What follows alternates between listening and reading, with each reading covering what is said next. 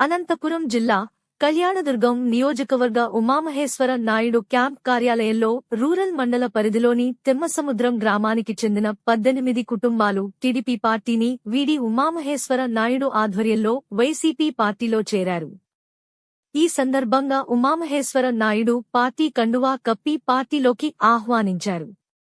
ఈ సందర్భంగా ఉమామహేశ్వర నాయుడు మాట్లాడుతూ జగనన్న చేస్తున్న పరిపాలన విధానాలు నచ్చి మన కుటుంబాల బంగారు భవిష్యత్తు సంక్షేమం, కళ్యాణదుర్గం నియోజకవర్గ అభివృద్ధి జగన్తోనే సాధ్యమని నమ్మి వైసీపీ ప్రభుత్వ పథకాలకు ఆకర్షితులై సుదీర్ఘకాలం టీడీపీలో ఉన్న ఆ పార్టీని వదిలి వైసీపీ పార్టీలో చేరారు.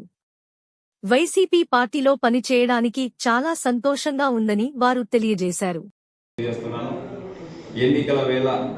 కళ్యాణదుర్గం నియోజకవర్గంలో తెలుగుదేశం పార్టీ నుంచి కాంగ్రెస్ పార్టీ నుంచి వస్తున్నటువంటి వలసలు చూస్తే ఇక్కడ జరుగుతున్నటువంటి ఎన్నిక వైసీపీ అభ్యర్థి రంగయ్య గారి గెలుపు ఏకపక్షం అనే స్పష్టంగా అర్థమవుతోంది.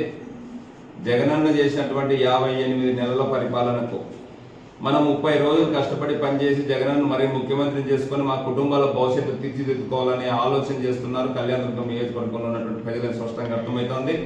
ఖచ్చితంగా ఎన్నికలు వన్ సైడ్ కాబోతున్నాయి. రాష్ట్రంలో జగన్మోహన్ రెడ్డి ముఖ్యమంత్రి కావడం సత్యం అని చెప్పి సందర్భంగా మరొకసారి తెలియజేస్తున్నాను. ఈరోజు తిమ్మసముద్రం గ్రామం నుంచి వచ్చినటువంటి 18 కుటుంబాల వాళ్ళు సాధారణంగా పార్టీలకు ఆహ్వానిస్తున్నాం.